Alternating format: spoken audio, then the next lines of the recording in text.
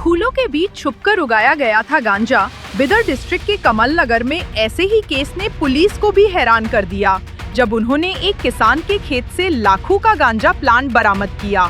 ये पूरा मामला सवाली गांव का है, जहां कमल नगर पुलिस ने रेड करके एक जमीन से गांजा के पौधे पकड़े जो फूलों के बगीचे में छुपकर उगाए गए थे।